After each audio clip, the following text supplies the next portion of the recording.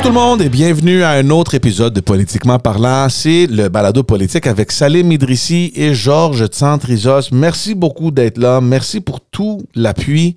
Merci pour l'encouragement, les commentaires. Si vous n'êtes pas encore abonné à notre chaîne YouTube, allez vous abonner s'il vous plaît, ça nous aide. En même temps, allez nous trouver sur tous les réseaux sociaux et les plateformes audio. Si jamais vous entendez les balados sur les plateformes audio, n'hésitez pas à nous mettre des étoiles. Là. Faites un petit rate. Ça aide beaucoup aux épisodes. 5 étoiles. 5 étoiles. Donnez-nous 5 étoiles. Salim, comment ça va? Ça va. En répondant comme ça, je pense que il y a de l'énergie.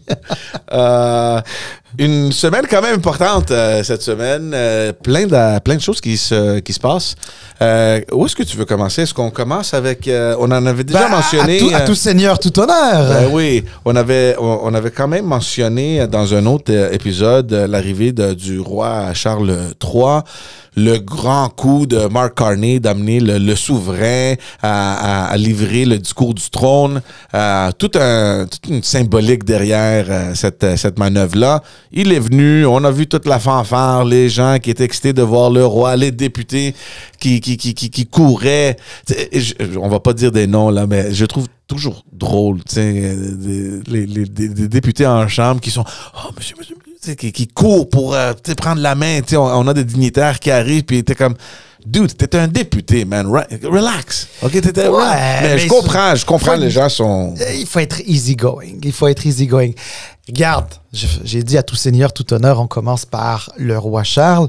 Évidemment. Je veux dire, coupez pas le son du podcast. Je veux dire, OK. Le roi Charles, c'est un être humain comme un autre. Donc voilà. Je suis pas dans le comment dire l'espèce d'exagération de ce que c'est, etc. Par contre, il y a deux respects qui lui sont dus. Le premier comme individu. Parce que honnêtement, moi, j'ai entendu, j'ai lu aussi des commentaires sur les réseaux sociaux. Franchement, là, c'est un peu dégoûtant. Là. À un moment donné, c'est un être humain. Je veux dire, il a le droit au respect comme tout le monde, comme toi, comme moi, comme ceux qui nous écoutent, etc. Bon, d'abord, ça, c'est un premier respect qui lui est dû. Puis un autre respect qui lui est dû, pas du fait qu'il soit roi, mais du fait que il incarne une institution du pays. Ensuite, on est en démocratie. On peut ne pas vouloir de cette institution-là. On peut vouloir qu'elle quitte. On peut la changer. La seule chose, c'est qu'il faut être sûr de la changer pour mieux.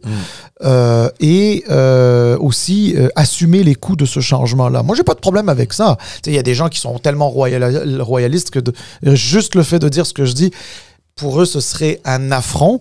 Non. On est en démocratie, tout est possible en démocratie en autant que ça se fasse dans les règles, l'ordre et surtout dans l'intérêt de tout le monde. Bref, cela étant dit, avant de rentrer rapidement dans le discours du trône, je veux juste rappeler aux gens, parce que j'ai trouvé qu'il y avait tellement, tu sais, entre les chroniqueurs, j'ai lu des choses. Puis là, j'étais comme, bon sang, mais il faut-tu être enragé? Excusez, à un moment donné, quand à ce point-là, t'as de la haine envers la monarchie. Pour moi, c'est d'être enragé, parce que qui dans sa vie de tous les jours est opprimé par la reine Élisabeth avant, qui maintenant est décédée, ou son fils, le roi Charles III? Il n'y a personne qui l'est. Il y a des pays où c'est peut-être le cas et où ça a déjà été le cas, ou peu importe. Franchement, donc déjà ce niveau-là de détestation, je le trouve parfois un peu trop exagéré. Puis surtout, est-ce que tu as déjà entendu quelqu'un parler du Royaume du Canada? Non. Moi, j'ai jamais entendu parler du Royaume du Canada. On parle d'un système politique qui s'appelle la monarchie constitutionnelle. Mais la monarchie constitutionnelle fait pas du Canada une sorte de de royaume avec son roi, puis ses vassaux ou ses vassales, je sais pas comment on dit, etc. Puis tout un truc. Alors oui, il y a un cérémonial. Oui, est-ce que ça peut, pour certains, venir chercher en disant oui, mais c'est un passé colonial, que ce soit pour les autochtones d'ailleurs, ou pour oui, les francophones dont les ancêtres ont perdu une bataille sur les plaines d'Abraham, comme d'ailleurs beaucoup de peuples à travers le monde en ont perdu. Et d'ailleurs, par ailleurs, les Français ou les francophones en ont gagné d'autres ailleurs.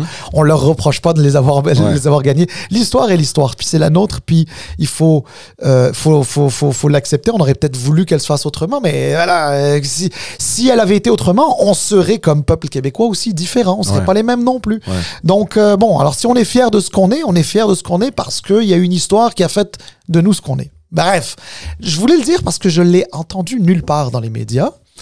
Et je trouve qu'il y a cette psychose anti-Charles, etc. Moi, j'imagine aussi qu'il y a des gens qui ne l'aimaient pas trop parce il s'est pas comporté en gentleman avec Lady Diana, etc. Donc, j'imagine qu'il y a quelque chose de personnel parce que son fils, quand il avait son fils qui est le prince héritier aujourd'hui, quand il avait fait sa visite au Canada, je me souvenais pas que les gens avaient été aussi méchants avec lui. C'est vrai. Non, mais regarde, moi aussi, tu sais, je peux pas dire que j'ai un problème avec tout cet aspect de cérémonial. Tu sais, le huissier qui va, qui cogne, c'est habillé en costume. Puis j'ai aucun problème avec ça. Bon, ça fait partie d'une certaine tradition, puis j'ai aucun problème avec ça. Mais c'est sûr que la présence d'un monarque dans un pays qui techniquement est souverain, avec sa propre constitution. Oui, mais il vient pas, en passant, il vient pas en conquérant. Mais non, tu me dis, il est souverain. C'est juste la liaison qui existe toujours. Le fait qu'il vienne ici, bien sûr que le Canada est souverain, mais le fait qu'il vienne ici ne le rend pas moins souverain. On rend pas de compte à la couronne britannique. On ne rend pas de compte, on rend pas de compte au gouvernement du Royaume-Uni. On prend nos décisions. Je te rappelle d'ailleurs qu'en 2003, Tony Blair a été le petit chien de George W. Bush et il l'avait accompagné dans une guerre illégale sous des faux prétextes en Irak, la guerre en Irak, quand le Canada, lui, s'est opposé. Alors, c'est bien la preuve qu'on est souverain et vis-à-vis de la Grande-Bretagne et vis-à-vis des États-Unis. Ouais. Donc tu sais, je pense que c'est un bel exemple, ça. Mais tu sais, que des gens voient ça comme... Écoute, des gens ont le droit de penser que c'est dépassé. Puis il y a des gens qui ont le droit aussi de penser qu'il y a une espèce de faste autour de ça. Tu sais, ça respire une forme de richesse, même s'il y a des gens qui sont pas du tout des rois ou des reines qui sont 1000 fois, voire 10 000 fois plus riches que... Monsieur Trump est plus riche. Président, il n'est pas roi. Hein? En tout cas, il souhaiterait peut-être être roi, là, mais tu sais, je veux dire... M. Trump est plus riche que la monarchie britannique, ça c'est sûr. M. Musk, n'en parlons même pas, là. Et le roi d'Angleterre, c'est ça, le roi d'Angleterre, qui est accessoirement le roi du Canada aussi, mais le roi d'Angleterre, c'est pas l'homme le plus riche de Grande-Bretagne, hein? Loin de là. Ouais. Écoute, l'écrivaine de Harry Potter est plus riche que lui. Ouais. Donc... Ouais, c'est juste pour dire. Et que là, moi, je trouve qu'il y a on fait de fausses... On se crée de faux prétextes pour frapper dessus. Bon, quand tu es souverainiste, je le comprends plus, parce qu'à la limite, les institutions canadiennes, tu t'en fous complètement. Donc... c'est correct, tu sais, je veux dire, encore une fois, on est en démocratie. Moi, je ne reproche pas à des gens de pas aimer la monarchie. Ben, je vais juste dire une chose, puis, tu m'ouvres la porte, puis parce qu'on veut parler aussi un tout petit peu du discours du trône, le jour que le roi ou c'était le jour d'après, je ne me rappelle pas, il y a une motion du PQ à l'Assemblée nationale qui est adoptée unanimement, incluant les libéraux, incluant les caquistes, de retirer, si on veut, la monarchie du Québec. Donc, dans le fond, c'est comme dire, on veut plus du lieutenant-gouverneur ou de la lieutenant-gouverneur. Ça a été adopté à l'unanimité. Donc, tu sais, je sais pas, il y a une particularité du Québec et je sais pas c'est quel message que ça envoie au reste du Canada, mais je l'ai quand même trouvé intéressant. Alors, tu vois, d'abord, je suis bien l'actualité, je l'ai manqué celle-là, mais il faut dire que j'ai suivi tellement de choses dans l'actualité que celle-là, peut-être, je l'ai échappé. Mais c'est bien que tu me le dises. D'abord, tu dis que c'est le PQ qui l'a déposé. Mais le PQ, c'est tout à fait normal qu'il ait déposé cette motion. Que la CAQ vote en faveur, ben, la CAQ, sur ces questions-là, avec un positionnement nationaliste, mais pas sécessionniste, ou je sais pas trop, etc., bon, un peu populiste, c'est sûr qu'ils allaient voter en faveur. Les libéraux, ils sont un peu pris au piège. C'est sûr qu'ils vont voter aussi en faveur de ça. Pourquoi? C'est parce que... C'est au nom du nationalisme québécois? Ben oui, mais... Parce que si tu joues la carte du fédéralisme, techniquement, les libéraux devraient avoir refusé cette motion-là. Oui, mais alors justement, c'est pas parce que tu es fédéraliste que tu es royaliste ou que tu veux le roi ou la reine ou peu importe quoi. Ça, c'est pas vrai. T'sais? Mais quand je te dis les libéraux sont pris au piège, c'est parce que s'ils votent contre, ça donne l'impression qu'ils sont favorables à la monarchie. OK.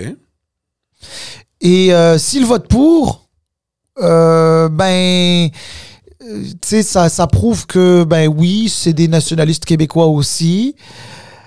Mais n'oublions pas aussi. Mais par contre, j'ai un problème avec ça. Moi, quand les libéraux, qui sont les seuls fédéralistes à l'Assemblée nationale, votent en faveur de ça, pas parce que je m'en fous, moi, de la monarchie. On peut s'en foutre, c'est pas le problème.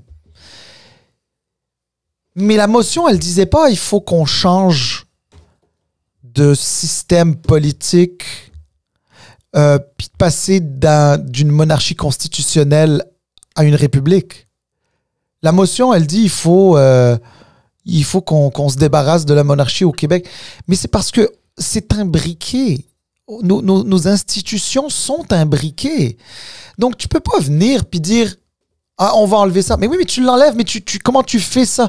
Tu sais, mais à un moment donné, c'est ça qui est frustrant. Dans le fond, c'est d'abolir le lien. La motion exacte, c'est que l'Assemblée nationale convienne d'abolir le lien entre l'État du Québec et la monarchie britannique. Mais non, mais on peut être favorable à ça. Moi, à la limite, George, je suis favorable à ça aussi. Mais pour revenir aux libéraux, Salim... Mais t'es favorable à ça, mais tu sais, d'abolir... le lien, mais ça veut dire quoi techniquement? Tu sais, ça là, pour moi, c'est du populisme parce que t'essayes. Il y a des gens qui nous écoutent, qui sont favorables à ça, qui sont souverainistes et qui votent pour le Parti québécois. Puis c'est correct. Go for it. On est en démocratie. C'est bien. Défendez vos points. Je n'ai pas de problème. Mais ça, c'est de la fausse... en fait, c'est de la démagogie. Tu veux plaire à des gens. Les gens, ils vont dire « Ah oui, mais c'est vrai, la monarchie, ça n'a pas de rapport avec le Québec, fait qu'on va couper tout lien. » Est-ce qu'ils disent « Qu'est-ce qu'on fait? » Parce que fondamentalement, ce que le PQ veut, c'est la souveraineté. C'est ça qu'ils veulent. C'est pour ça que le PQ, en fait, a mis en difficulté les autres partis, si tu veux, mais c'est ça. Puis c'est correct qu'ils le veulent. J'ai pas de problème avec ça. Mais n'oublions pas... Dis-moi pas, je veux enlever la monarchie, puis tu sais pas quoi mettre. Ouais, ben, tu mets rien. Tu peux pas rien mettre. Ça, regarde, prends un exemple. Il y a deux pays, ce sont de bons exemples, qui sont des républiques. Ben, oui, qui sont des républiques. Prends l'Italie, par exemple. Tu as un président. Président qui n'a pas de rôle. Non. C'est le chef d'État. C'est le chef d'État. Et le chef du gouvernement, qui est une chef de gouvernement d'ailleurs en ce moment, Mme Mélanie, la première ministre, c'est elle qui est la chef de l'exécutif.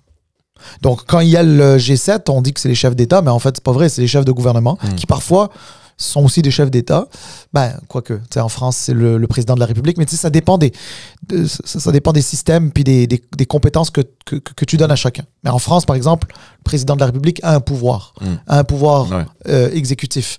C'est un système présidentiel, comme aux États-Unis. Exactement. Ce qui n'est pas le cas, par exemple, de l'Italie. C'est pas le cas d'Israël non plus. Israël a aussi un président. Mais le président n'est pas dans l'exécutif. Ouais. Donc, le président, c'est celui qui joue le rôle, d'une certaine manière, du monarque dans notre système à nous. Okay. Donc, par exemple, Madame Mary Simons, qui est lieutenant-gouverneur et donc qui représente la couronne au Canada, tu sais, c'est auprès d'elle que tu vas demander, par exemple, la dissolution de l'Assemblée. De la même manière que dans un pays comme l'Italie, si tu veux dissoudre le Parlement, tu vas voir le président. Et même en Israël, etc. Puis il y a des impasses constitutionnelles. C'est pas des pouvoirs que les présidents ont, ces présidents-là, notamment en Italie ou en Israël, mais il y a des pouvoirs constitutionnels. Quand tu as une impasse constitutionnelle, peut prendre des décisions. Je te rappelle, Michaël Jean, il y a quelques années, avait dû avoir une discussion avec Stephen Harper sur est-ce que on proroge tout de suite le Parlement ou est-ce que je donne la possibilité aux libéraux et aux néo-démocrates de former un gouvernement de coalition. Je sais pas si tu te souviens de ça. Ouais. Ça sert à ça. Donc, il faut que tu mettes quelque chose. Moi, j'ai pas de problème à ce qu'on le fasse. Mais pour le faire, il faut que il y a un système pour ça. D'abord, je pense qu'il y a des référendums qui doivent se faire dans chacune des provinces et chacun des territoires. Il faut, je crois qu'il y ait au moins 7 sur 10 représentant quelque chose comme, je sais pas combien de pourcentage de la population. Et puis, faisons-le, puis ça va coûter cher en organisation de référendum, mais aussi toutes les transitions qu'il y a. Et un dernier truc, George, à ce sujet-là.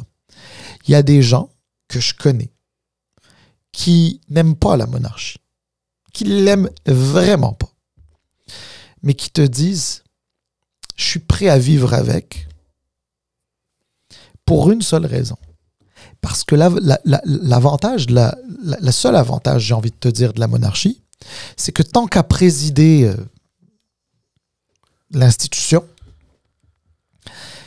le monarque n'est pas élu, n'a pas de légitimité. Alors, il y a des gens qui te disent, mais là, voyons donc, Salim, justement, on la veut, la légitimité, elle doit venir du peuple. OK, pas de problème.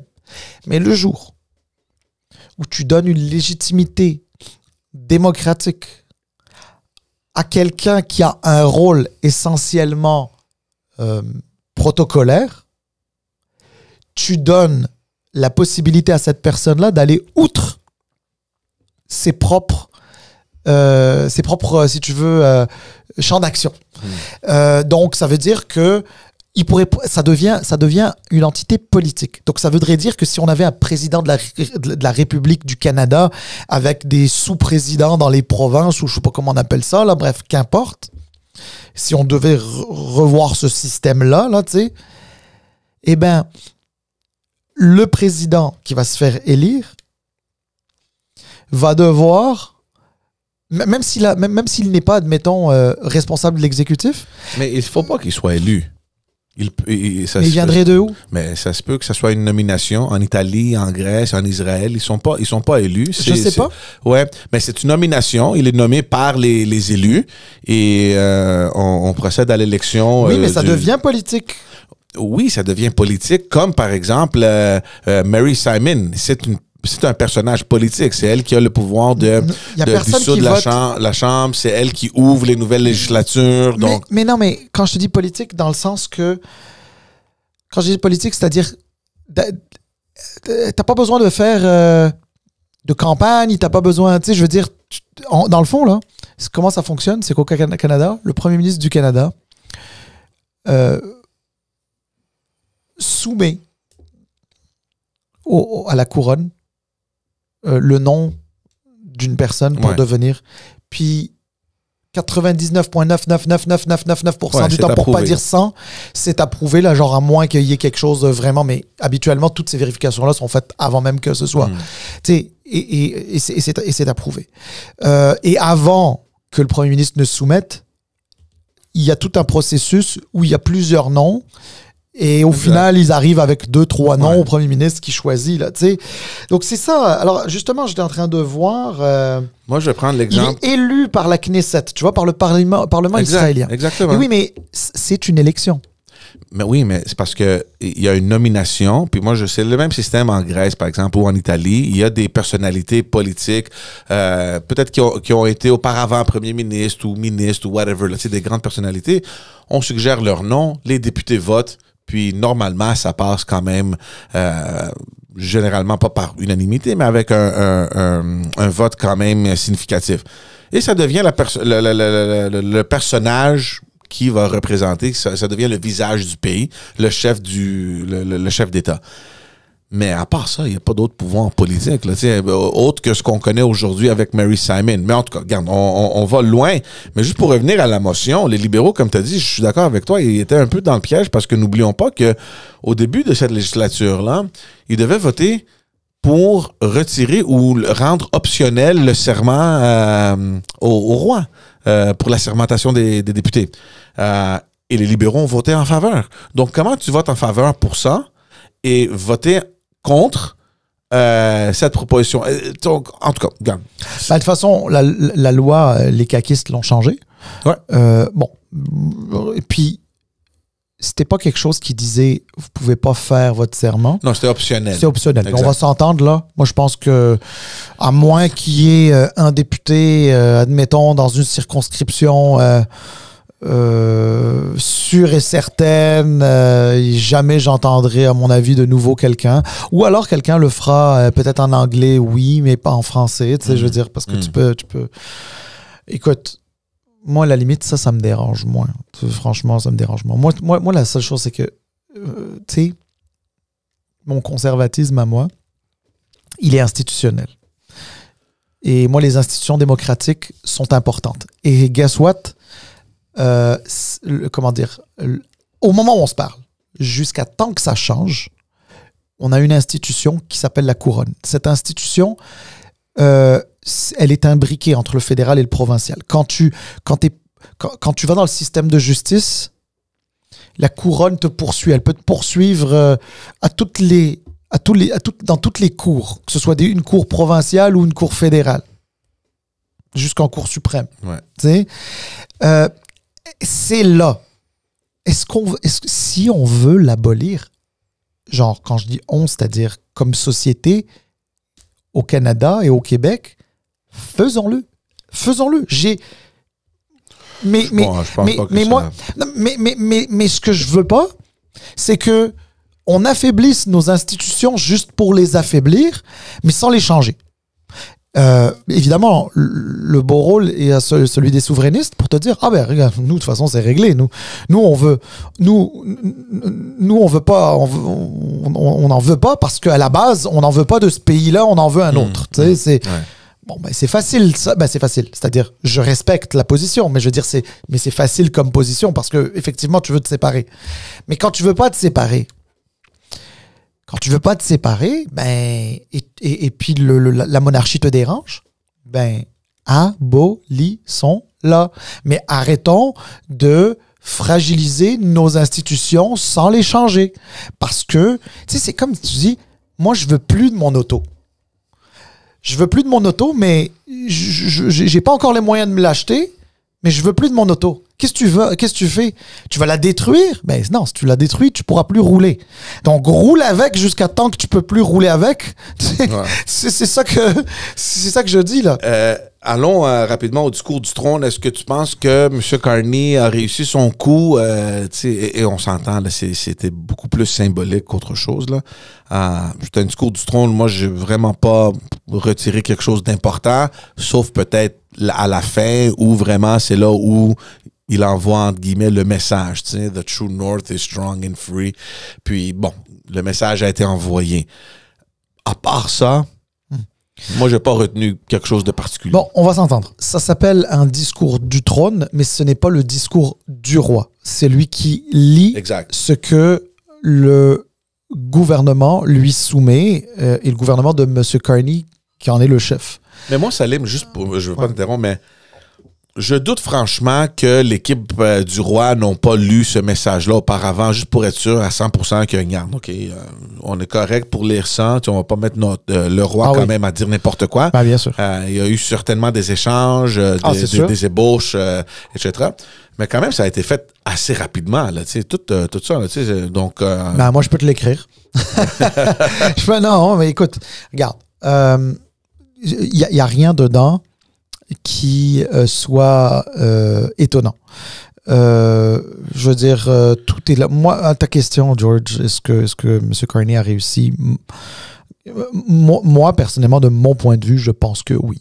Je pense que oui, parce que en ramenant le roi, déjà, comme on dit dans le monde, je pense, de la publicité, c'est parlez-en en bien, parlez-en en mal, mais parlez-en.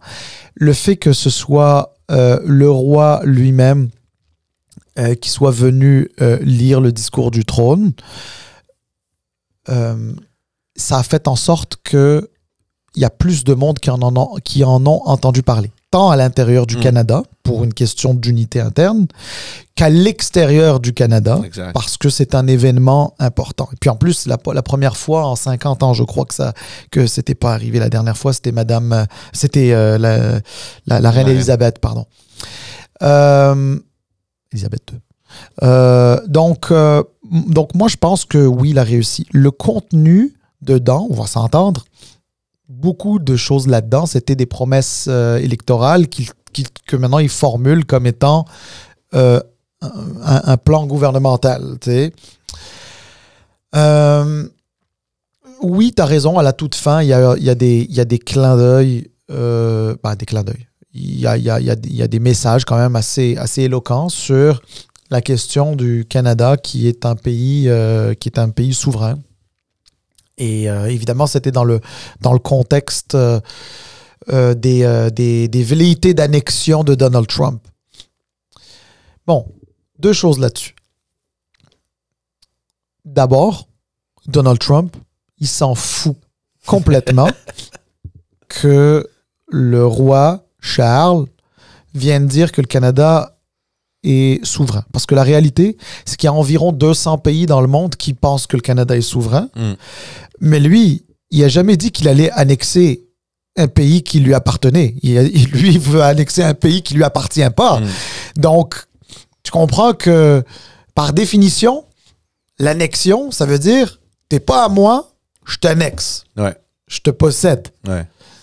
Fait que, puis que le roi Charles soit officiellement lié à cette monarchie constitutionnelle, à ce système politique donc qu'on appelle monarchie constitutionnelle au Canada, lui, il s'en fout complètement parce qu'il te dit, regarde, il le sera plus. Parce que de toutes les manières, la dernière fois, même qu'un souverain est venu faire un discours du trône, c'était il y a 50 ans, puis lui-même, je pense qu'il a dit le nombre de fois qu'il est venu au Canada depuis même qu'il est prince. Une vingtaine de fois, je pense. 22 ou... 20 fois quand le gars, il a 80 ans environ, là, 20 fois, quand t'es lié au Canada, c'est pas grand-chose, là. Ouais. Je veux dire, écoute, il y a des gens qui ont de la famille de l'autre côté de l'Atlantique, ils viennent 3 fois par an. Alors imagine, c'est rien. Fait que, tu sais, pour Donald Trump, c'est pas un argument. D'ailleurs, dès le lendemain, il a refait mention du 51e État dans l'histoire du dôme doré, là. Ouais. Bref. On a eu finalement le montant qui souhaite... Il a dit 61 milliards, mais bon, whatever. Je ne sais même pas d'où est-ce qu'il sort. De toute façon, le 200 milliards de subventions qu'il donne au Canada, on le voit pas, on ne sait pas d'où est-ce que ça vient. Il l'a inventé. Mais, comment dire? Donc oui, c'est vrai. Pour ceux qui disent Donald Trump s'en fout, s'il y a quelqu'un qui pense que Donald Trump va se dire là, le roi est venu, donc il annexera pas le Canada. Non. Par contre, mais oui, les symboles comptent. Oui, le rappel historique compte. Ensuite, on n'aime pas l'histoire, on n'aime pas les symboles. oui, ça compte quand tu as envie de rappeler qu'on est différent. Parce qu'il y a des gens, tu sais, pourquoi? Parce qu'il pourrait y avoir des gens aux États-Unis, comme au Canada aussi, qui vont te dire, ouais, mais tu sais, quand tu vas au Canada, là, tu sais, c'est quasiment des Américains, tu sais, ils parlent anglais tous, ils consomment la même télé, la même culture, les mêmes références culturelles. Tu sais, quand tu demandes à un Canadien le nom d'un présentateur télé, là, il va pas te donner celui de CBC. Là, il va te donner celui de, je sais pas moi, de Fox ou de CNN ou peu importe. Tu sais, un Canadien de l'Alberta puis un Canadien de Terre-Neuve-Labrador, là, c'est pas vrai qu'ils vont parler d'une émission canadienne commune, peut-être, mais puis ça, d'ailleurs, c'est très triste, soit dit en passant, mais ça, c'est une autre histoire, là. Donc, finalement, un Canadien, c'est un Américain de l'autre côté de la frontière. Il y a des gens qui vont se dire ça. Mais non, mais avec les symboles, tu rappelles que non, c'est pas vrai. Le Canada existe. Il y a une raison pour laquelle le Canada existe. C'était justement parce que les gens voulaient pas être américains.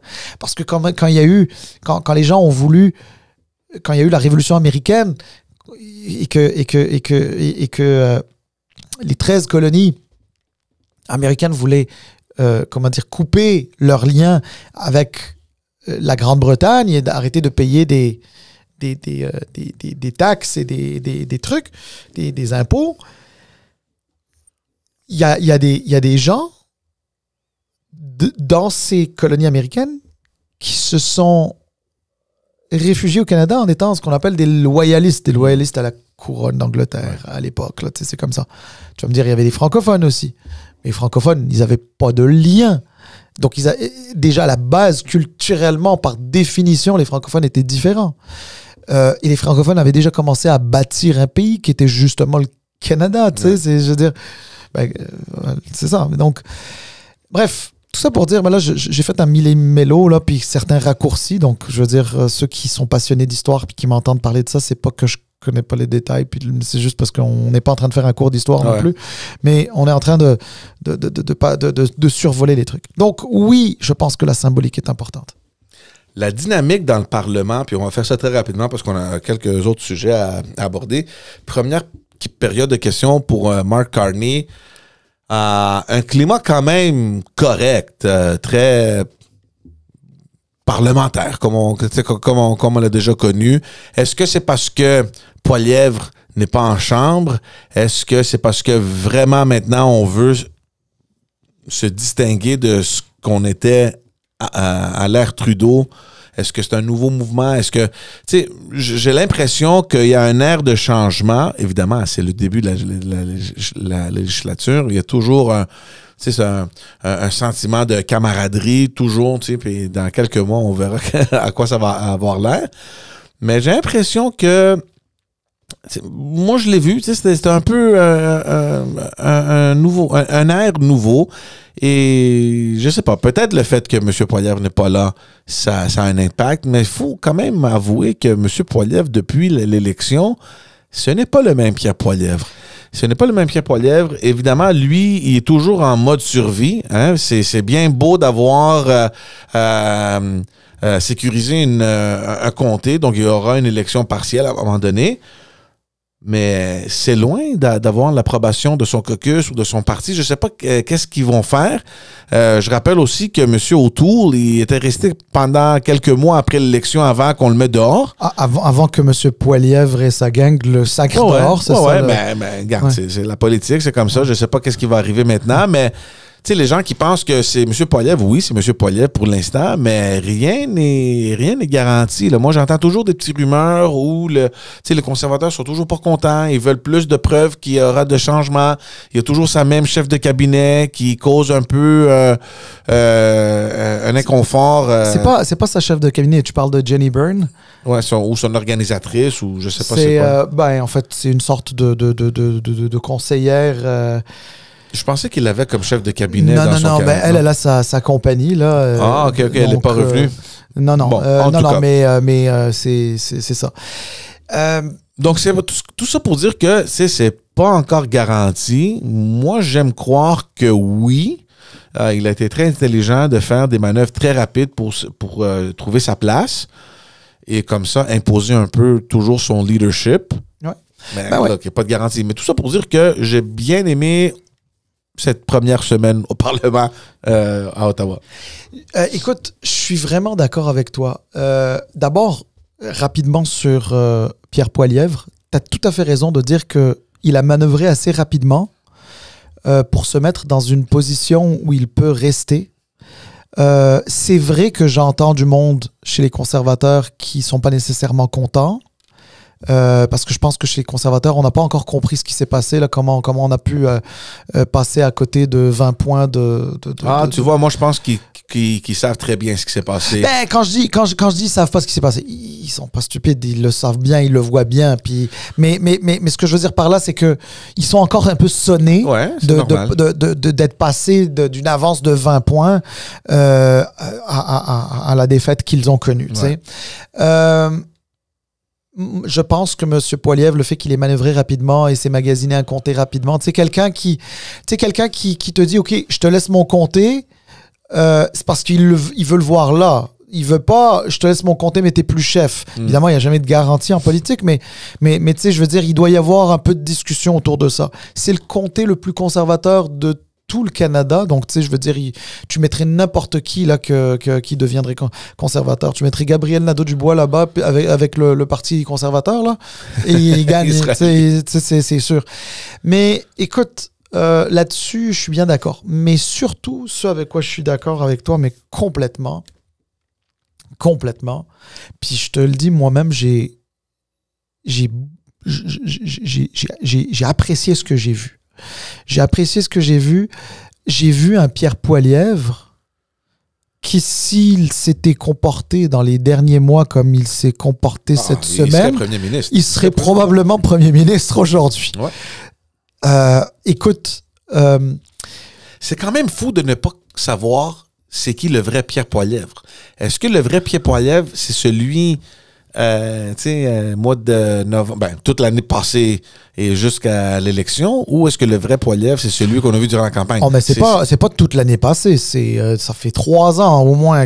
Mais surtout l'année passée où c'était vraiment... l'année passée, c'est surtout parce qu'il a bloqué le Parlement, qui ne pouvait plus fonctionner. Puis quand lui bloque le Parlement, c'est tous les Canadiens qui sont perdants. N'importe qui d'ailleurs qui bloque un Parlement, c'est pas juste ça. Mais Pierre Poilievre, honnêtement, moi j'ai écouté son point de presse juste avant son entrée, pas son entrée parce qu'il peut pas, il a perdu donc il est pas député, mais juste avant la période de questions. J'ai écouté son point de presse. Puis dans son point de presse, oui, il est là pour critiquer le gouvernement, c'est son rôle, c'est sa job, il est là pour ça. Mais il l'a fait avec un certain calme.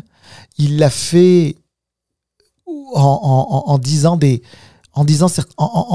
certaines vérités, mais avant de donner sa vérité. Et je te donne un exemple. Sur le discours du trône.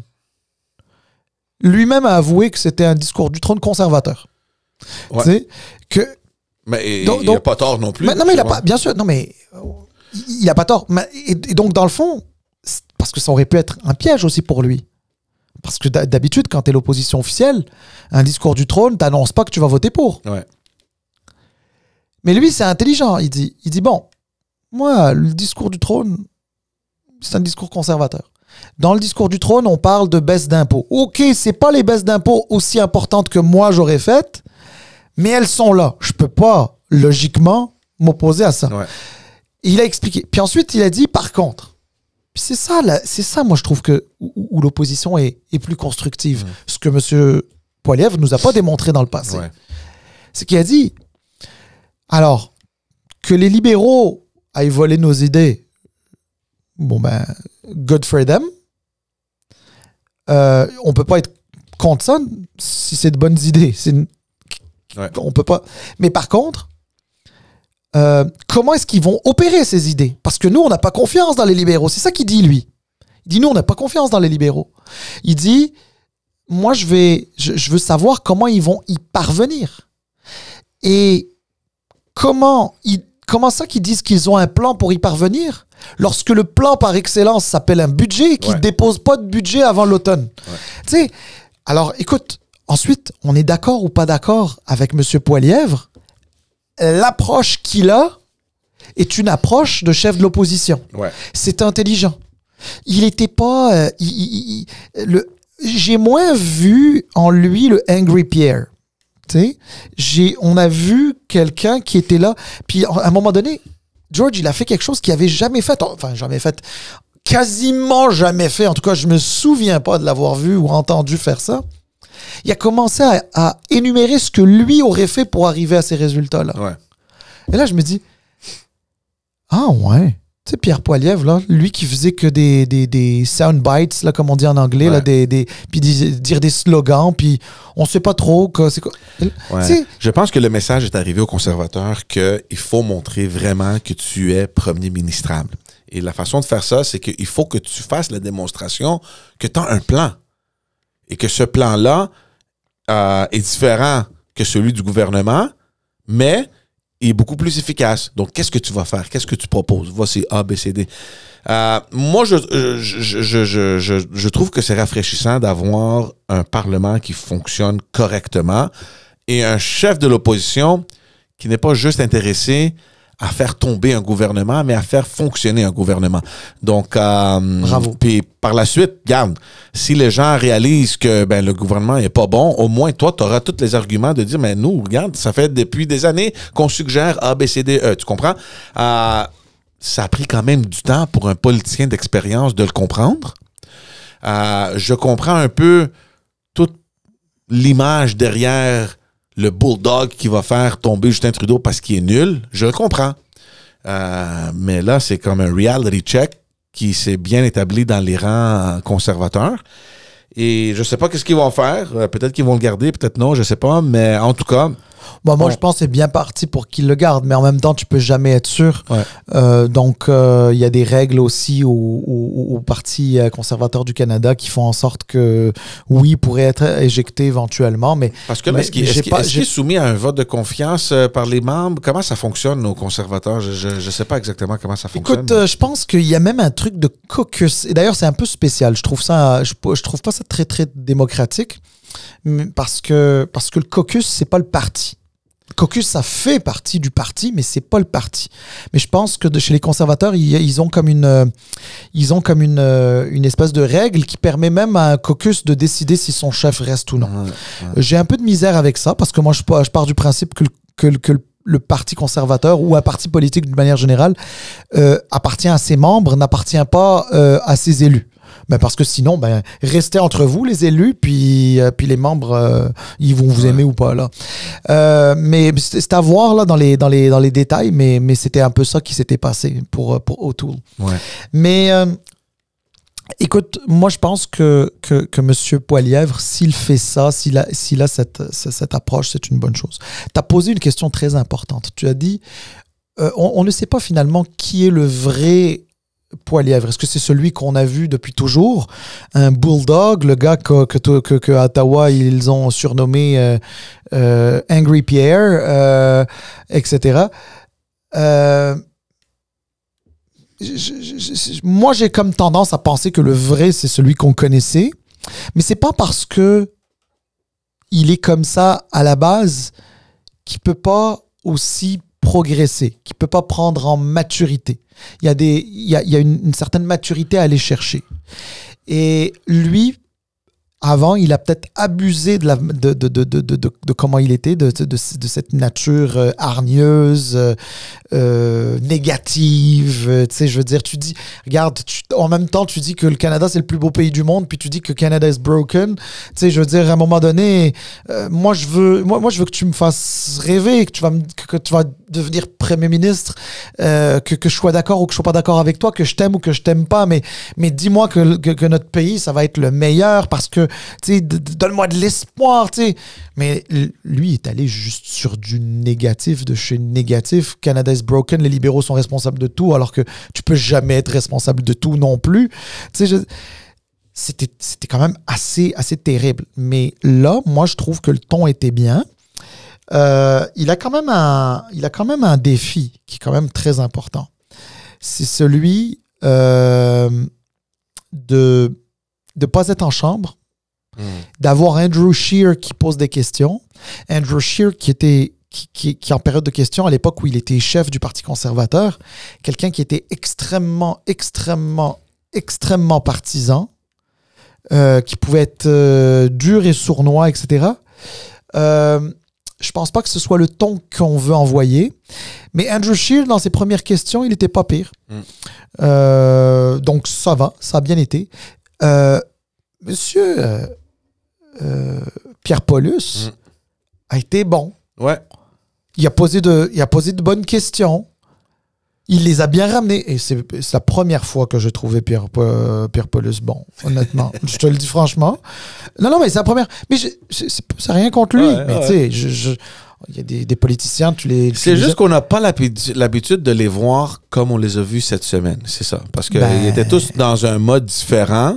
Il était, tu sais, ton chef, c'est le bulldog. Ben, tout le monde un peu se range derrière cette image-là. Puis là, tout à coup, il y a un changement. Et tu vois tout le monde un peu se ranger.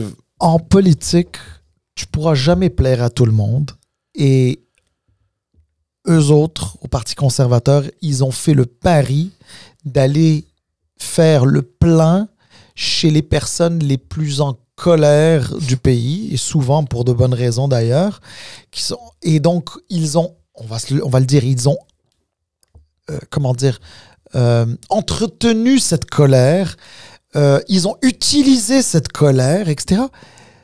Et malgré le fait que le Parti conservateur ait fait le meilleur score depuis Brian Mulroney, le plus haut score depuis la fusion entre le Parti progressiste conservateur et l'Alliance en 2003, un score plus élevé encore que celui de Harper qui a fait 3 gouvernements dont un majoritaire. Ouais.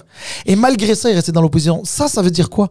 Ça veut dire que, OK, tu as peut-être instrumentalisé la colère du monde, mais face à des défis que le Canada va vivre avec Trump et le monde, comment il est en train de changer, et les défis économiques et démographiques et environnementaux qu'on va vivre, eh ben, il y a encore plus de Canadiens qui sont allés voter, et il y a encore plus de Canadiens qui se sont opposés à Poilievre. Parce qu'il ne faut pas oublier que parmi ceux qui ont voté pour les libéraux... Oui, c'est pas des libéraux. C'était pas nécessairement des libéraux, c'était pas nécessairement des pro-Carney. Tu as des souverainistes qui ont voté pour eux, tu as des NPD qui ont voté pour eux, tu as des gens qui étaient tannés du virage à gauche de Trudeau puis de son monde qui ont voté pour eux. Tu sais, donc c'est pas comme on dit dans le jargon politique, c'était pas un plébiscite pour Carney et les libéraux. Donc c'était aussi, non, mais j'étais prêt à vivre avec Poilievre premier ministre, même si il était trop en colère à mon avis, même si c'est pas très bon, mais dans le contexte actuel, over my dead body, je vote pour les libéraux. C'est ça qui s'est passé. Tu sais, c'est les conservateurs, s'ils restent là-dessus, ça va bien aller. Ouais. Parce que les libéraux, ça fait déjà 10 ans qu'ils sont au pouvoir. Là, ils viennent de gagner un minoritaire, mais qui est quand même un assez fort minoritaire. Ils sont peut-être là pour 2-3 ans encore. Ouais, je pense qu'ils vont faire un mandat qui serait beaucoup plus long, là. À mon avis, ça va être plus long que le 18 mois habituel d'un gouvernement minoritaire. Ouais. Mais à mon avis, ça sera peut-être pas aussi long que celui qu'on a vu. Moi, je crois qu'on va avoir des élections au Canada dans environ 3 ans. Donc, dans un peu moins de 3 ans. Je crois, si je devais parier, ce serait ça. Mais attention, hein, tu sais, les électeurs... C'est jamais un électeur. Les électeurs, ils pensent pas ensemble. Mais la beauté de la démocratie, c'est que les sociétés ont des humeurs. Et tu sais, je te rappelle que les libéraux du Québec ont été au pouvoir de 2003 à fin 2012. Donc pendant 9 ans et demi, les libéraux du Québec ont été au pouvoir. Puis il y a eu un intermède de 18 mois. du Parti québécois. Et tout de suite après, on a ramené les libéraux, là, qui sont restés donc 4 ans et demi avec Philippe Couillard. Puis après ça, ça a été la descente aux enfers. Et pourquoi? Parce que même quand une société peut reconnaître un certain travail, parce que tu sais, quand tu élis 3 fois un gouvernement, ben il n'y a pas que du mauvais, c'est pas vrai, ça n'existe pas. Tu ramènes un technocrate pour finir la job, puis après ça, tu dis bye. Puis M. Couillard, c'était pas nécessairement un technocrate au sens le plus pur du terme, mais il était là pour une job, il l'a faite, puis une fois que le patient était guéri, ils ont dit ciao, bye, docteur. Ouais. Ça va être intéressant de voir comment les choses vont évoluer. On va faire un saut rapidement au Québec. On a mentionné la semaine passée que on a fait toute une liste d'affaires qui ne marchaient pas au gouvernement. Puis c'est un mandat très difficile pour la CAQ. Et les dernières semaines, évidemment, à l'exception de Saclic, ça marche vraiment pas avec les médecins. Monsieur, le ministre Dubé, là, ça va mal. Ça va mal pour lui. Il y a des hôpitaux qui font les nouvelles à tous les jours. Penses-tu que ça va mal pour lui? Je sais pas. Ouais. Moi, je pense que ça allait mal au moment où on parlait de HMR, donc l'hôpital Maisonneuve-Rosemont. Mais moi, au contraire, j'ai l'impression, depuis cette bataille-là, on parle plus de... On parle plus de... Tu penses qu'il a remis tout le monde à leur place? Bah, remis tout le monde à leur place. Non, c'est pas ça. C'est juste qu'aujourd'hui, on parle d'autres choses dans la santé. On parle pas de Maisonneuve-Rosemont, de son stationnement, de son financement qui n'a pas été attaché, des écureuils. Il y a plus d'écureuils que de patients à l'intérieur des salles d'opération. Donc c'est quand même étrange. Hein? Ils ont fait une annonce un peu... Ils sont allés trouver de l'argent. Ils ont fait une annonce... un peu n'importe quoi. Là, on va commencer par le stationnement, puis tout à coup, c'est parti des nouvelles. Mais là, il y a les négociations avec les médecins. Ça va mal pour lui. Là. Ouais. Mais je sais pas si ça va mal pour lui. Sincèrement, franchement, je ne sais pas. Moi, j'ai l'impression, au contraire, que quand il est là-dedans, là, quand il s'occupe de cette négociation-là, justement, on parle pas d'autres affaires. Donc, politiquement, je vois pas nécessairement si c'est... Mais dans le fond, juste expliquer aux gens, c'est quoi l'enjeu maintenant avec les médecins? OK. Ça, il faut toujours prendre un court pas de recul, un petit pas de recul, lorsqu'on parle de ce sujet-là, parce qu'à un moment donné, les gens, ils voient plus c'est quoi l'enjeu. Bon, au Québec, on a fait le choix, il y a une 15aine d'années de ça, le choix collectif, si tu veux, de bien payer nos médecins. En fait, au Québec, on a toujours bien payé nos médecins, très bien payé nos médecins, sauf qu'ils étaient moins payés qu'en Ontario, ailleurs au Canada, voire aux États-Unis, et on en perdait. Et il y a eu un rattrapage qui s'est fait, tellement que ce rattrapage s'est fait que, honnêtement, aujourd'hui, les médecins québécois sont mieux payés que bien des places au Canada, la majorité des places au Canada. Donc là, franchement, ça c'est sûr. Ça coûte très cher. Parce que c'est le public. Donc ça, c'est tes impôts, c'est mes impôts, c'est nos taxes, c'est les taxes des gens qui nous écoutent, bref, de tous les Québécois, tous les contribuables québécois. Ça coûte très cher de payer des médecins et de les payer autant qu'on le fait ici au Québec. Mais quand tu payes cher, ça c'est vrai pour n'importe quoi. Quand tu veux que le service suive. Et c'est ça, tu veux que le service suive.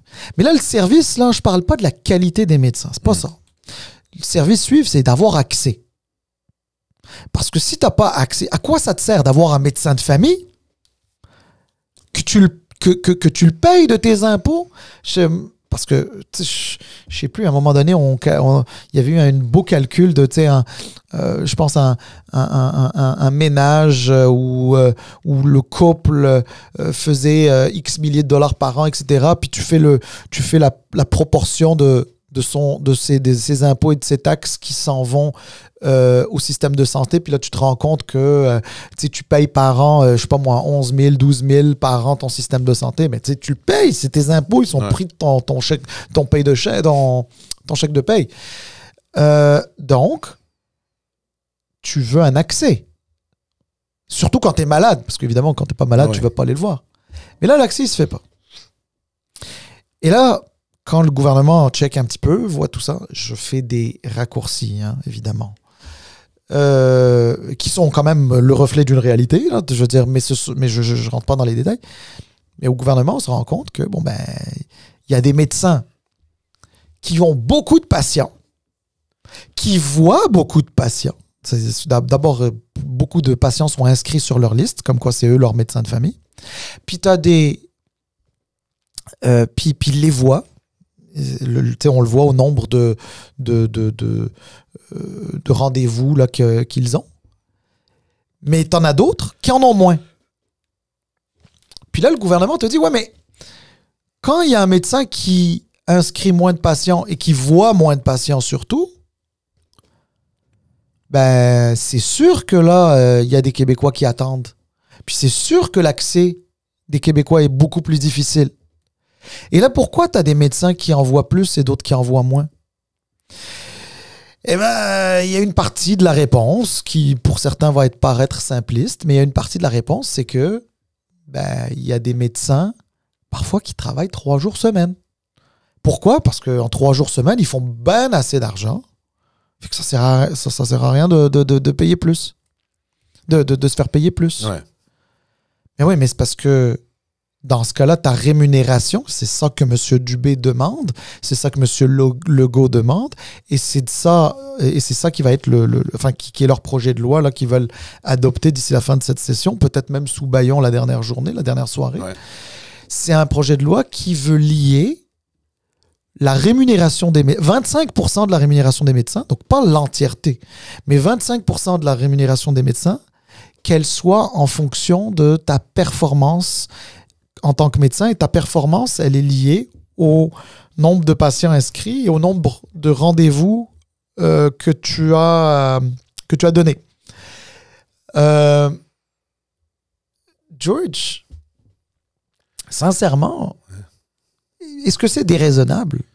Je pense pas que c'est déraisonnable. Mais j'entendais André Fortin, qui est le porte-parole en opposition en matière de santé, qui décrivait certains éléments du projet de loi qui avaient à faire aussi avec une redistribution des patients. Donc, par exemple, il donnait un exemple où un médecin sur la Rive-Nord, par exemple, il aurait pu, on lui couperait, je sais pas, des clients qui auraient peut-être à Montréal. Et à Montréal, il devrait aller quelque part. Je sais pas les détails. Est-ce que c'est en relation avec ce que tu disais? Ben, tu as moins de patients, alors que lui a une liste qui est complète, ben, on va en prendre pour, on va t'en donner des clients si t'en veux. Sauf qu'il va falloir que tu travailles 5 jours semaine. Et je sais pas si c'est ça le deal, mais en tout cas, il semble avoir un mélange. Là, non, mais ça fait partie, évidemment. Alors, on va s'entendre. Pour qu'il y ait plus d'accès, il n'y a pas un seul chemin. C'est pas juste demander à des médecins de travailler plus. Des médecins, là, c'est des êtres humains qui, eux aussi, tombent malades.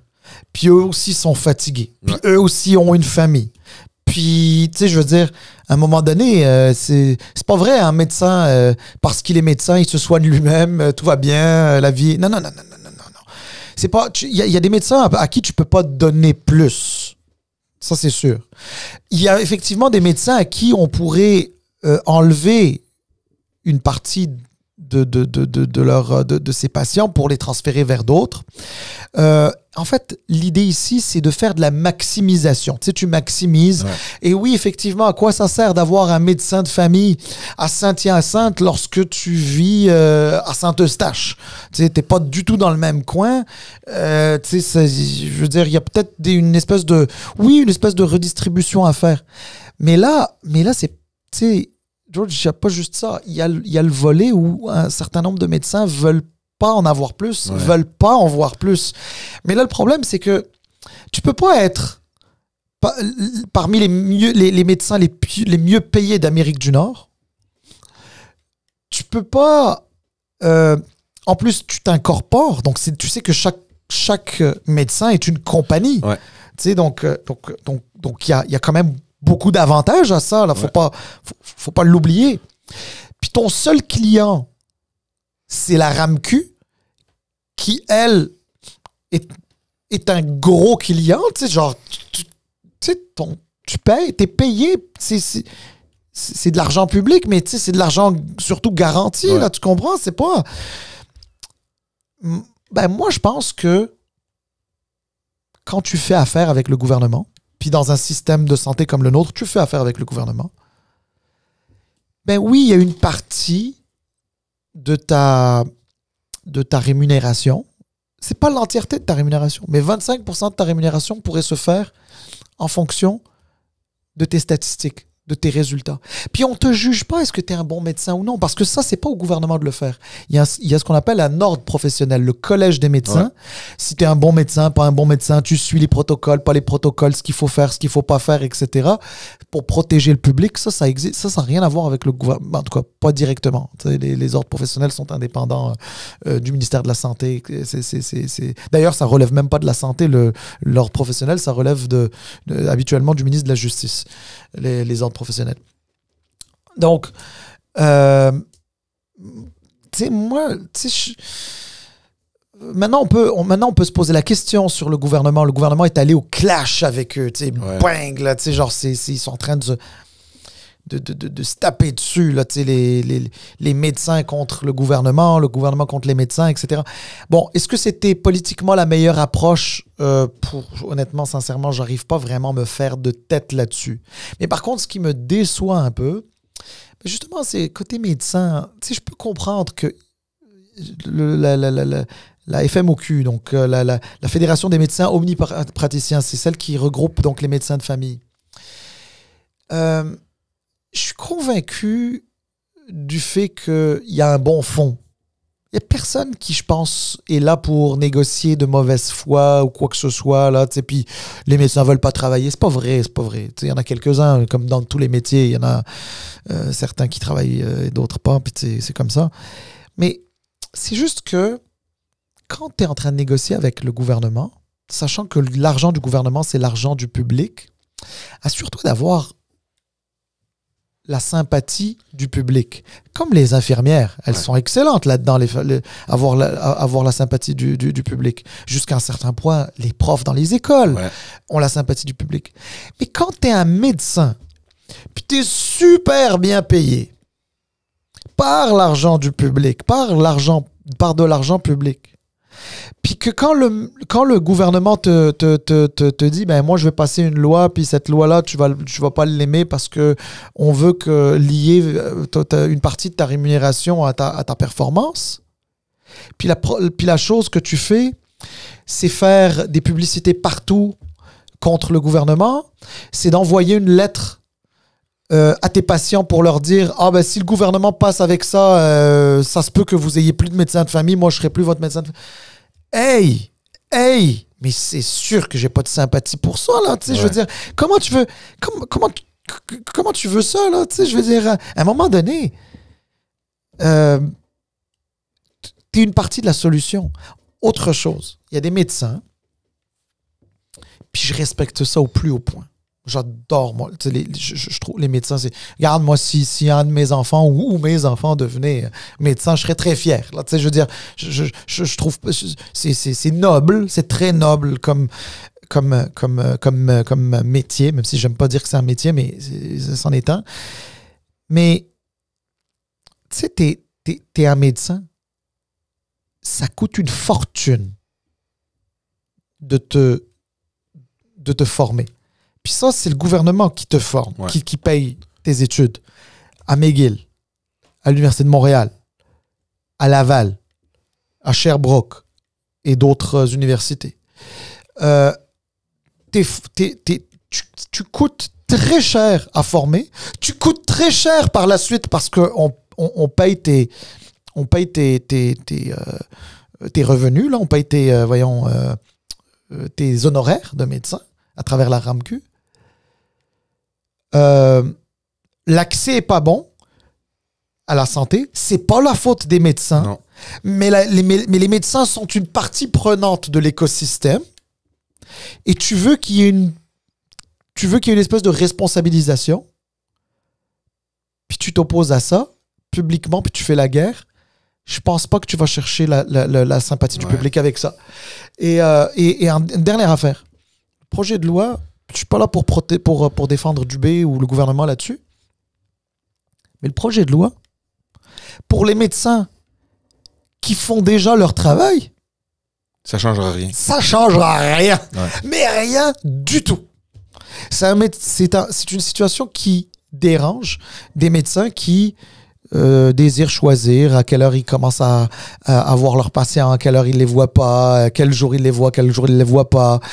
Au lieu d'avoir, je sais pas moi, 1500 personnes, je dis 1500 au hasard, là, parce que je pense que je l'ai entendu une fois, 1500 patients inscrits à leur liste comme c'est à un médecin de famille, c'est-à-dire à eux-mêmes là, comme médecin de famille. Au lieu d'en avoir 1500, les gens disent non, je sais pas moi, je dis une bêtise, là, 800, là, admettons, là, tu sais. Je te dis, George, moi personnellement, je suis déjà allé chez des médecins là. Franchement, George, là, je suis rentré, je suis sorti, j'avais même pas l'impression d'avoir vu le médecin. J'avais l'impression qu'il avait juste chargé. Mais je suis pas en train de généraliser. Mais je me souviens que c'était hyper difficile. Puis quand on essayait d'avoir des trucs, la secrétaire me disait « Ah non, mais le médecin, il travaille pas telle journée. Ah non, mais il travaille pas telle journée. Ah, mais OK, bon, alors il travaille pas là. Il travaille pas là. C'est vrai. Sincèrement, je l'ai vécu moi-même, là, tu sais. Bon. Puis moi, j'ai un médecin de famille. Je suis chanceux que j'ai un médecin de famille. Parce qu'il y a 650 000 Québécois qui n'ont pas de médecin de famille.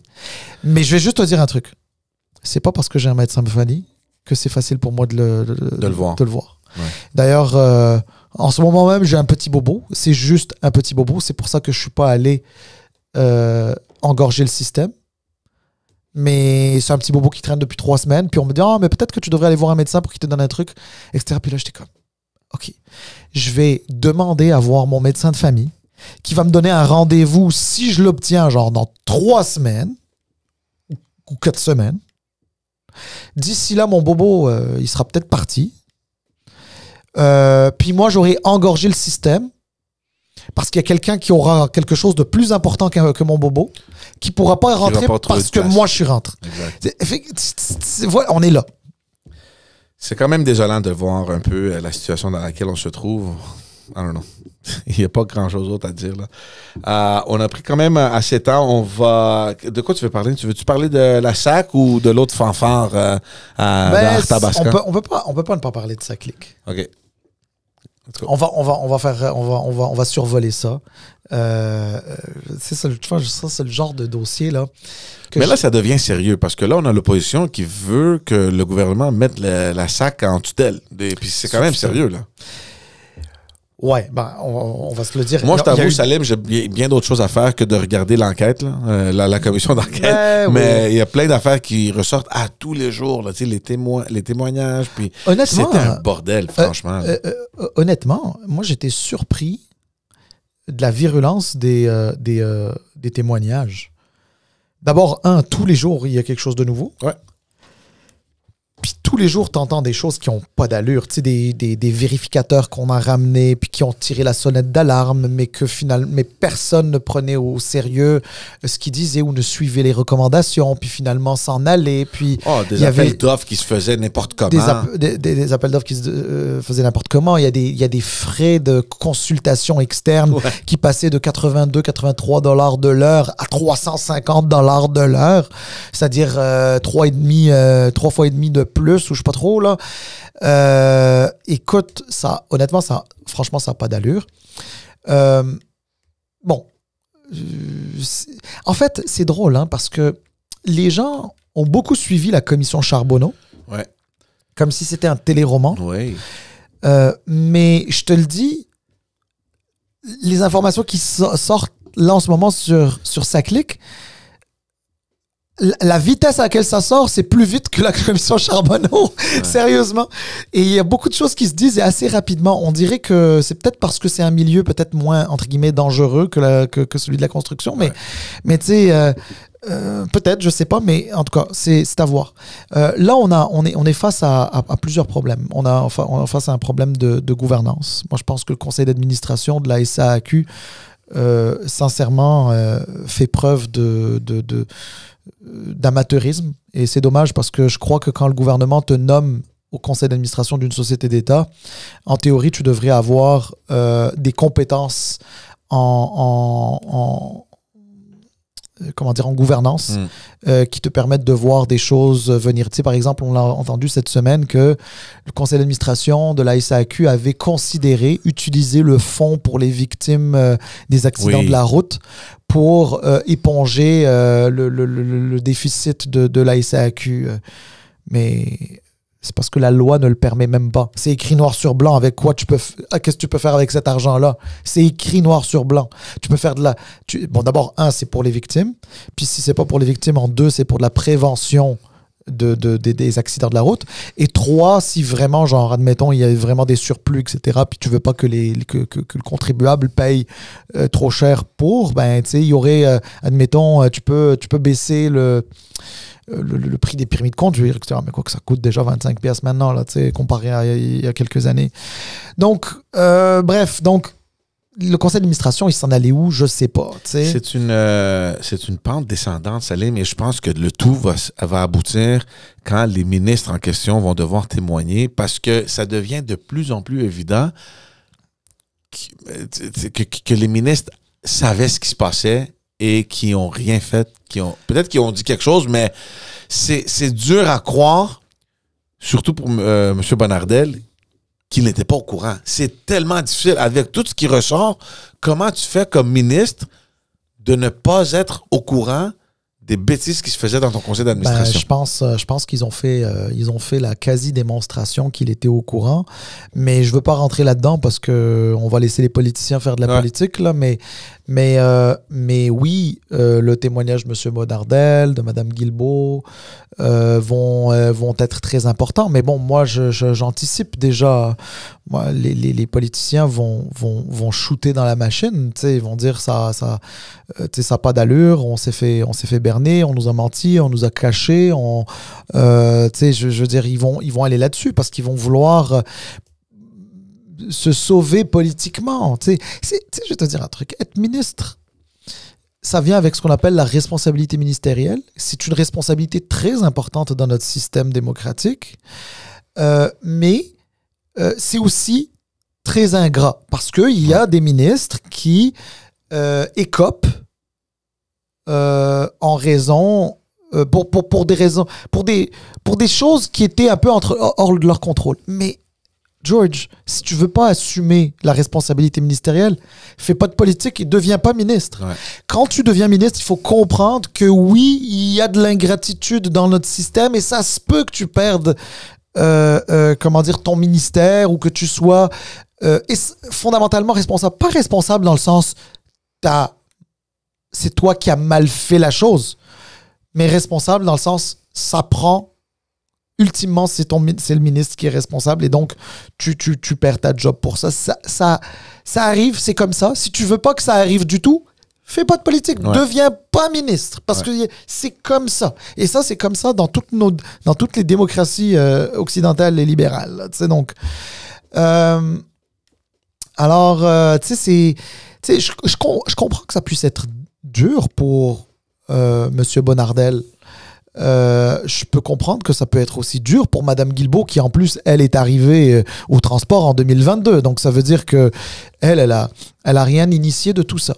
Mais tu vois, George, c'est là où malheureusement la classe politique, puis là je ne parle pas des ministres actuels, je parle pas de la CAQ, je parle pas d'un parti en particulier, je parle de la classe politique dans son ensemble, que ce soit CAQ, PQ, PLQ, QS, conservateur, au fédéral, au provincial et souvent aussi au municipal, c'est que de plus en plus, quand ils deviennent des ministres, quand ils sont aux responsabilités, tu te rends compte qu'ils deviennent un peu une sorte de porte-parole de leur ministère et non pas des gens qui tiennent leur ministère, qui contrôlent leur ministère. C'est-à-dire, ils sont là, ils disent, bon, moi, il y a un sous-ministre qui est là, c'est lui qui mène la barque, puis moi, je suis là juste pour lui poser des questions, et le sous-ministre est là juste pour me donner des réponses. Ouais. Puis si c'est un bon coup, c'est grâce à moi, puis si c'est un mauvais coup, c'est à cause d'eux. C'est affaiblir la politique, c'est affaiblir nos instances gouvernementales, nos ministères et autres. Puis ça, c'est dommage. Parce que normalement, quand tu arrives dans un ministère, je te demande pas de gérer qui est-ce qui est en train d'arroser les plantes, là. C'est pas ça que je te dis. Mais quand tu arrives dans un ministère, si la fonction publique n'est pas capable de sentir que c'est toi qui donnes les orientations, c'est fini. Mais c'est un peu aussi la façon que c'est fait, hein, le système. C'est un peu... c'est un modèle qui est fait autour de l'idée que l'élu ne contrôlera pas un peu la machine. Peut-être que j'ai tort complètement, mais j'ai toujours vu ça de cette façon-là, où on a toujours essayé de distinguer le politique avec la machine, la fonction publique. C'est pour ça qu'il y a un sous-ministre qui est très puissant, qui connaît tout. Et le ministre, c'est, comme tu as dit, c'est comme un représentant de ce qui se passe dans la machine, et on a des fonctionnaires très bien payés et qui connaissent beaucoup leur affaire, qui sont les experts et qui gèrent la machine. Il y a du bon et il y a du mauvais. Le bon, c'est que t'évites que le politique rentre là-dedans puis qu'il fasse de sa façon, parce que le politique il est là pendant 4 ans, 8 ans. Après ça, c'est fini. Il faut qu'on s'assure que les instances gouvernementales puis les ministères continuent à fonctionner correctement. D'un autre côté, comme tu dis, c'est très fort possible que, par exemple, dans ce cas en particulier, il n'y a jamais personne qui a eu le contrôle de ce ministère-là, puis il agissait vraiment comme il voulait. Oui, mais en fait, ce que tu dis est vrai, et permets-moi de le dire un peu dans mes mots. Pourquoi on a besoin, dans une démocratie, pourquoi on a besoin des politiciens? Parce qu'à la limite, George, en réalité, là, le gouvernement, avec les fonctionnaires, il pourrait fonctionner tout seul. Ouais. Enlève tous les politiciens, là. Le gouvernement, il pourrait aller tout seul. À l'environnement, ils vont s'occuper de l'environnement, au transport, des transports, l'économie, les finances, les finances. C'est les orientations. Mais non, mais ils vont avoir des orientations aussi. Même s'il n'y a pas de politique, oui, tu as raison que les politiciens donnent les orientations. Tu as tout à fait raison. Mais ce que je veux dire par là, c'est que... Éventuellement, il y aura une adaptation. Mais comment... Mais sais-tu comment ça va fonctionner? Faisons de la fiction, là. Admettons, là, ça n'existe pas, là. Il n'y a pas de politiciens. Enlève tous les politiciens. Mais tu vas continuer d'avoir un gouvernement qui va rouler là, normalement et tout. Chaque ministère va fonctionner comment? En fonction des études. En fonction des études qui seront menées par des fonctionnaires. Qui sont de bonnes études, parce que nos fonctionnaires, quand même, sont des gens qui sont spécialisés dans leur domaine, connaissent, savent de quoi ils parlent. Évidemment, il y a toujours des bons et des mauvais, comme dans tous les domaines du monde, mais d'une manière générale, on a une bonne fonction publique, etc. Mais le problème, il est où? C'est que c'est pas parce que tes études et la science, qu'elle soit exacte ou humaine, cette science-là, c'est pas parce que elle arrive à de bonnes conclusions que dans le contexte, c'est bon. Parce qu'il y a plusieurs choses. Parce que regarde comment parfois le ministère de l'Environnement et celui des Ressources naturelles, t'arrives pas à les faire travailler ensemble. C'est là que tu as besoin des politiciens. Ouais. Autre chose, toi et moi et les autres citoyens du Québec, on devient des matricules. Toi, t'es plus George Centrizos, puis tu as des... comment je vais te dire ça? Tu as une réalité dans laquelle tu vis, etc. Donc, dans le fond, c'est... selon telle étude, 95% des Québécois, ça va bien aller pour eux si on met en place tel système. OK. Ouais, tu deviens statistique. Mais oui, mais si tu tombes dans le 5%, sans politiciens, la fonction publique va dire 5%, on s'en fout. Là. Rendu à 95, là, on s'en... Non, le politicien était comme, non, attends. Regarde, c'est que si le 5% il tombe dans le crack du système, il va falloir qu'on mette autre chose qui vienne compenser, faire un équilibre, etc. Les politiciens, ils servent à ça. Et donc, quand tu arrives dans un ministère, oui, c'est des briefings. Parce que souvent, tu n'es pas un spécialiste de ce qu'on te donne. Ben non. Puis tu sais, même quand tu dis... Regarde M. Dubé, par exemple. Il n'est pas médecin, lui. Non, mais c'est un gestionnaire. Mais voilà, c'est un gestionnaire. Mais d'ailleurs, t'as pas besoin de médecin. D'ailleurs, j'ai jamais compris pourquoi on mettait des médecins à la santé. Franchement, c'est d'une stupidité. Est-ce qu'il y a des médecins qui sont de très bons gestionnaires et qui ont été capables d'être de très bons ministres de la Santé? Oui. Mais de partir du principe et de la prémisse stricte qu'il faut être médecin pour aller à la santé... C'est comme dire, ça prend d'être un enseignant pour être à l'éducation. C'est comme, non. Alors, est-ce que si tu as vécu dans le milieu puis que tu as les compétences de gestion, alors oui, tant mieux. Mais bref, donc tout ça pour dire que c'est hyper important en démocratie, dans un système comme le nôtre, de s'assurer que les politiciens, oui, donnent des orientations, mais au-delà des orientations, parce qu'à la limite, les orientations, même le sous-ministre peut donner les orientations, parce que le sous-ministre, lui, il est nommé par le gouvernement. Et le vrai patron des sous-ministres, c'est pas le ministre. Les vrais patrons des sous-ministres, c'est le secrétaire général du gouvernement. Ouais. C'est lui qui... puis le secrétaire général du gouvernement est nommé par le premier ministre. Donc les orientations, ils partent du ministère, du conseil exécutif. Ils partent dans tout. Et ensuite, le premier ministre dit, OK, j'envoie tel ministre à telle place pour travailler avec tel sous-ministre, etc. Mais une fois que le ministre est là, il doit prendre les rênes de ce ministère-là. Et des sociétés d'État qui vont avec. Ouais. Tu peux pas arriver en te disant, bon, ben, ils ont l'orientation, ils savent ce que nous on veut, fait qu'ils le fassent. Puis s'ils le font pas, ben, on va agir. Non. Tu sais, donc ça veut dire quoi? Ça veut dire que dans le fond, tout ce que tu fais, c'est que tu vas à la période de questions pour répondre aux questions. Tu vas en commission parlementaire pour faire passer tes premiers projets de loi. Puis tu vas devant les médias pour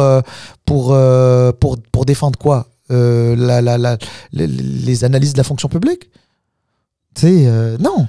Et d'ailleurs, c'est pour ça, George, que plusieurs fois j'ai dit ici, sur ce podcast, j'ai dit, moi, les grandes messes dans lesquelles on dit, tu sais, quand tu veux pas prendre de décision, tu dis, je vais organiser un forum ou un truc comme ça. Ça veut dire, je veux pas prendre des décisions. Ouais. Or, t'es élu pour prendre des décisions. Ouais. Tu sais, je veux faire un forum. Là, tu ramènes le forum, puis là, il y a les pour, puis il y a les contre. Puis finalement, tu t'arranges pour que tout le monde soit d'accord autour d'un truc. Puis là, tu te dis, bon, voilà, c'est quoi les conclusions? Puis tu dis, ben moi, je vais aller avec les conclusions de... Mais tu fais ça quand c'est... Quand tu fais ça sur des sujets qui sont extrêmement pointus, mais tu fais pas ça pour éviter de prendre des décisions, parce que ça, c'est du manque de courage politique. T'sais. Mais pour revenir au ministère, là, et juste pour faire un peu de pouce sur ce que tu dis, il y a une chaîne de commandes, évidemment, puis il y a...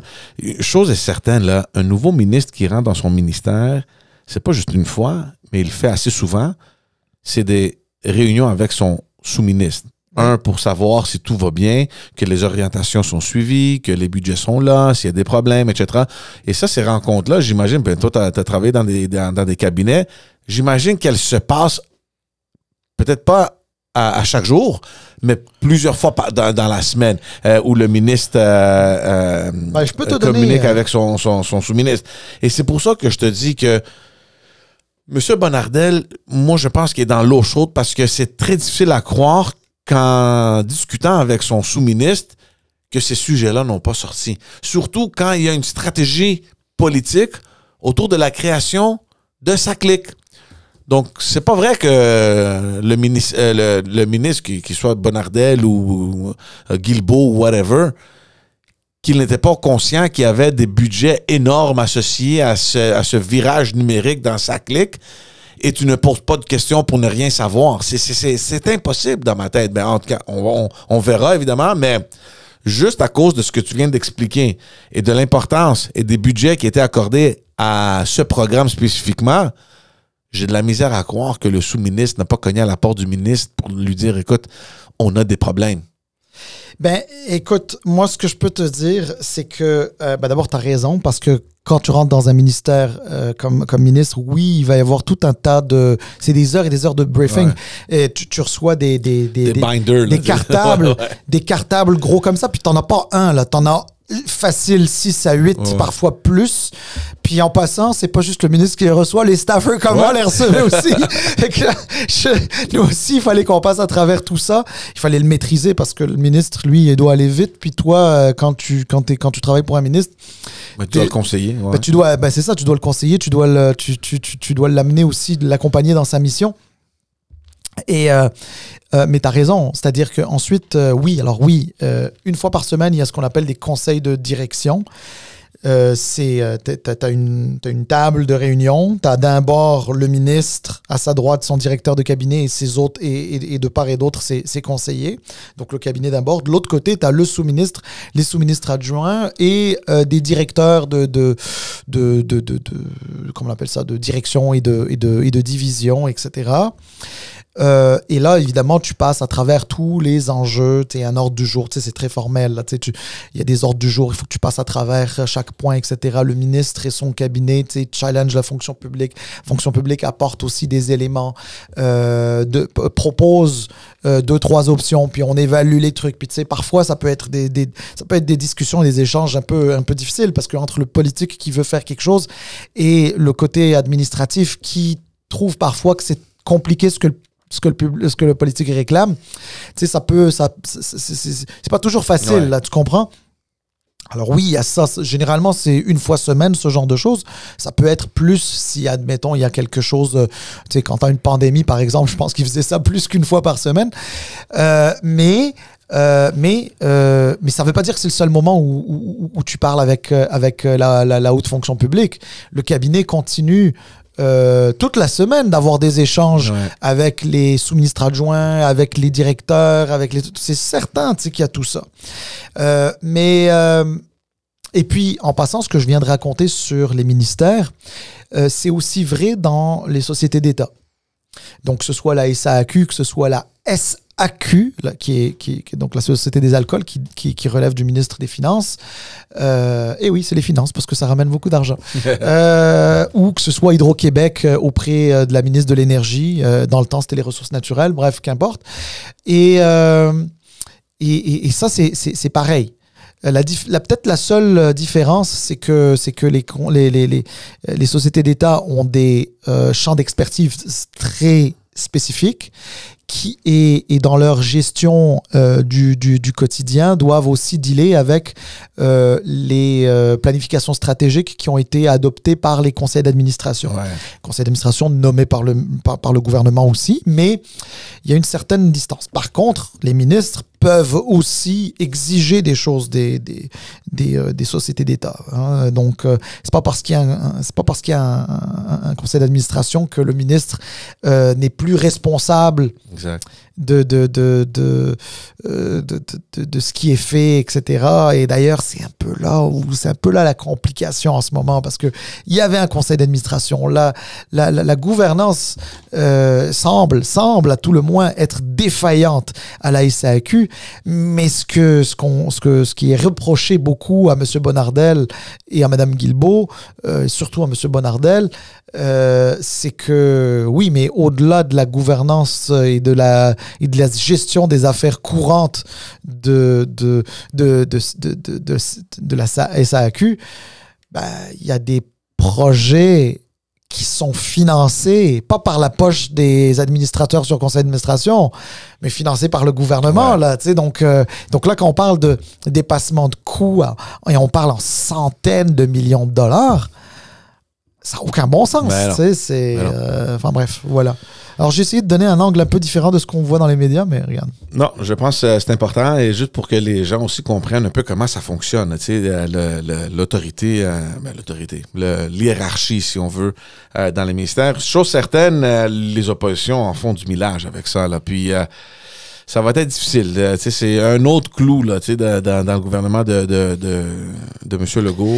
M. Legault, en tout cas, s'il voulait faire un remaniement au mois de juin, ça va être difficile. Ça va être difficile parce que comment tu peux faire un remaniement, ne pas remanier M.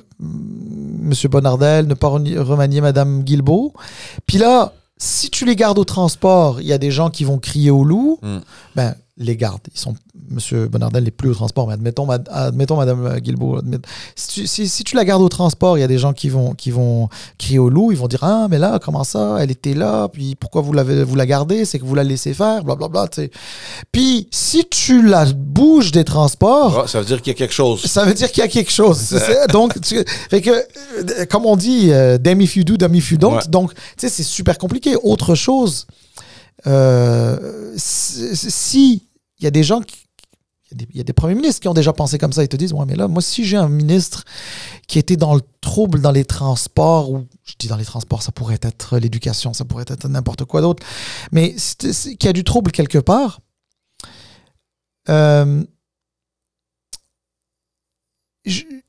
que ce trouble est en cours. Et là, en l'occurrence, c'est en cours, parce que la commission d'enquête est là. Mais ça va l'influencer dans les autres fonctions. Ben oui. Et surtout, ça va contaminer celui ou celle qui va venir la remplacer. Ouais. Tu comprends ce que je veux dire? Donc, admettons, tu ramènes quelqu'un d'autre qui prend les transports, là, au mois de juin. Mais tout ça continue. Tu vas me dire, Salim, c'est pas une science exacte. Je suis d'accord, c'est pas une science exacte. Mais l'histoire, c'est souvent répété. Donc, il y a des patterns qu'on est capable de voir. Là, t'sais. Je pense que on n'a plus de temps, mais on aurait pu parler de Denis Coderre. Bon, on laissera pour une autre fois. Là, honnêtement, c'est un peu inutile. Ben oui, c'est inutile. C'est pas Denis Coderre qui est inutile, quoique il sera inutile en faisant ça, mais en tout cas, je veux dire, c'est pas par manque de respect que je dis ça. C'est plus dans le sens que ça... Je ne l'ai pas compris, celle-là. On en parlera à un autre épisode. Merci beaucoup, tout le monde. On vous laisse là-dessus. Allez vous abonner sur notre chaîne YouTube. Allez nous retrouver sur les réseaux sociaux, les plateformes audio si vous êtes comme moi et que vous appréciez les balados en version audio. N'oubliez pas de nous donner des étoiles. Ça aide beaucoup. On vous voit très bientôt avec un tout nouvel épisode. Ciao, tout le monde. Ciao, bye.